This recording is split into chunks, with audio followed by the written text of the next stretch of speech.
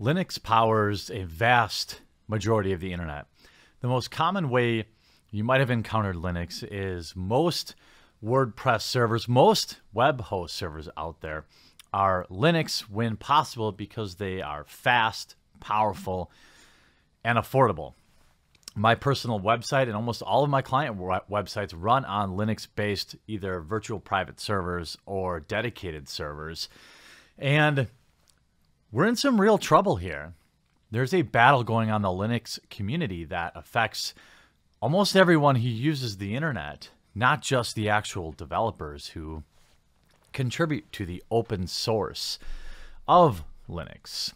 Now, if you aren't really aware what Linux is, just think of it as an open source alternative to Windows or Mac OS. This is an oversimplification. However, that's really not what the story is. If you want to learn more about Linux, that's up to you. Many of you already know what it's up to. It's a free operating system. It's fun to tinker around with, even as a casual fan. And it's gotten better and better and better over the years. My first experience with it was probably more than a decade ago, just having fun getting dual boot set up and going through all the trials and tribulations of just getting a scanner or a printer to work. Today, it's become much better than that. And there's been a new code of conduct enforced on the community that it does not like. And where things get really interesting is, if you had been a contributor to the Linux kernel over the years, you technically own that piece of code. And in an updated statement today, two of the biggest voices in the Linux and the open source community, both Eric S. Raymond and Richard M. Stallman, came out and said that this kill switch threat is real, that if they do not rescind or appease those who are pushing back against the SJWs who want to have this sort of thing enforced, they will rescind their code, essentially crippling Linux for a very long time. We're talking catastrophic results. And the best article on it, the one that's been updated the most often, is the one on lulz. And here we talk about an update as of today that the threat has teeth. Linux powers the internet, Android, and perhaps some of your household appliances. Controversy over politics is now seeing some of its developers threatening to withdraw the license to all of their code, potentially destroying or making the whole Linux kernel unusable for a very long time. There's been an open letter posted to the Linux kernel mailing list saying, please unfuck our code of conduct. Regarding those who are ejected from the Linux kernel community after this code of conduct, contributors can at any time rescind the license grant regarding their property via written notice to whom are rescinding the grant from. The GPL version 2 lacks a no rescission clause. The GPL version 3 has such a clause to attempt to furnish defendants with an estoppel defense. The Linux kernel is licensed under version 2. However, as are the past contributions. When the defendants ignore the rescission and continue using the plaintiff's code, the plaintiff can sue under the copyright statute. Banned contributors should do this. Additional, when said banned contributors joined the Linux team, they were under the impression that it was a meritocracy. In fact, this belief was stated or ratified by those within the governing body regarding Linux when the contributors began their work. Whatever that body was at the time, it could have always been simple Linus or Linus and a few associates.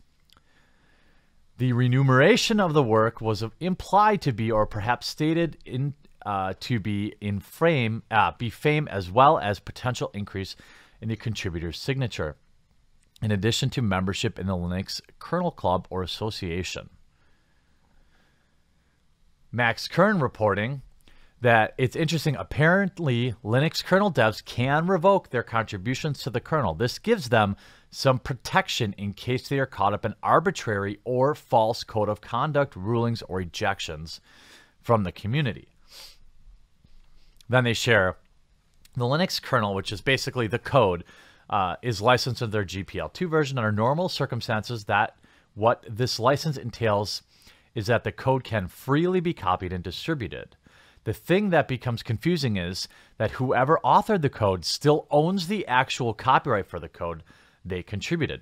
Some projects under GPL, like Emacs, have a smart policy where the maintainers will not accept your code unless you turn over complete control of the copyright. Since you own the copyright and are merely licensing it under the GPL, you can technically remove that license at any time.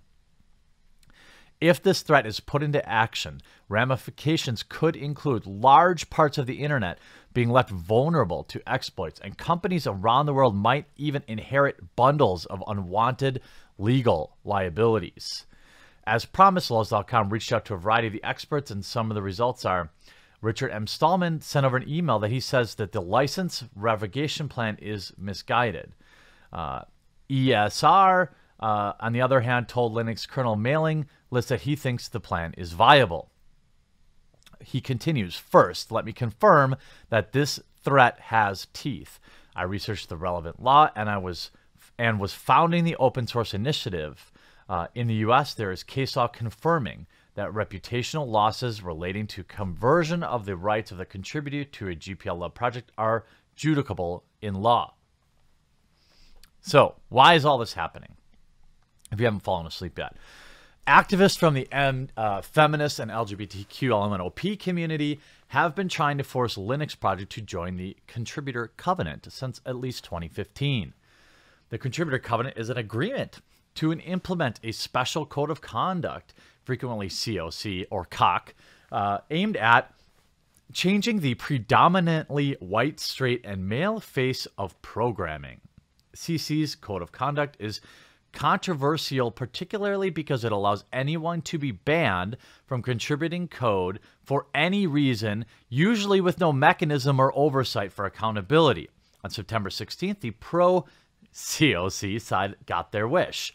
How this happened in a very strange story of its own. And you can read about Linus Torvalds' departure and things like that. Linux had officially committed to implementing and obeying CC's code of conduct, and they immediately set about using it to remove top Linux coders. Sage Sharp, who describes thyself as a diversity and inclusion consultant, Hufflepuff non-binary agender transmasculine, has 7,000 followers, cites Geek Feminism Wiki, and targets Google's Theo Tees with accusations of being a, quote, rape apologist, which, by the way, is against the terms of service. Many Twitter users pointed out the apparent irony. When doing so, calling someone that is harassment and in violation of the new COC. Interesting.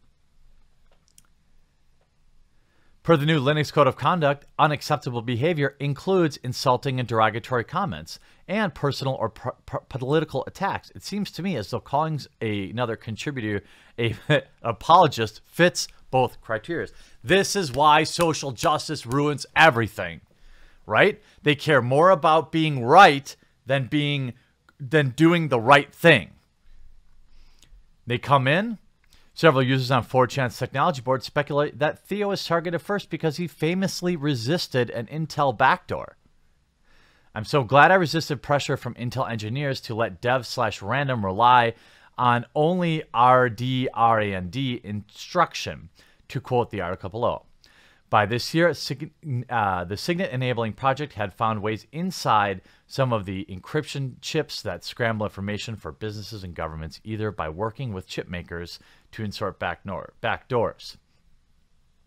The Code of Conduct replaces Linux's earlier Code of Conduct, which asks for civility without having political implications. This change is widely condemned by developers, and opposition has generated thousands upon thousands of posts in 4chan's technology board alone. The insertion of the COC into the other projects has heralded witch hunts where good contributors are removed over trivial matters or even events that happened a long time ago, like Larry Garfield, a prominent Drupal contributor who was purged after it was discovered that he had a fetish where women were submissive. Ooh! How would you kink shame such a man? Again, it forces the acceptance of contributions that wouldn't make the cut if made by cis white males. On the other side of the aisle, arguments for CC's code of conduct include fostering an inclusive and safe space for the women and LGBTQ LMNOP, people of color. You know what's interesting to me? You're going to want to keep an eye on Linux. You know, when you're a developer, why do you even have to share your identity at all? You can just be an avatar and contribute your kernel, right? You can contribute your upgrades and things like that. Development is and always has been a meritocracy when it works best. And the idea that you're going to go in and start screwing with something as viable or as important as the Linux kernel, which runs your Android smartphone, which runs many, many thousands of web servers. And in the open source project, things like Drupal, things like WordPress, these are all open source softwares that are not only free, but they're also very good for the most part because of repeated use of meritocracy in getting code inserted, doing plugins, add-ons, making sure that only the best passes all the tests. Now, if you're using any other circumstance of that, well, now we have a problem for Linux users. And it's going to be interesting to see because I think I buy this threat. I think that we could be facing a real standoff here in the Linux community. And I applaud those developers who want to stand up against this type of tyranny. And to be honest, if they pull their code, it will directly affect my day job. And I don't even care because they're right. We'll have to see if they pull the switch.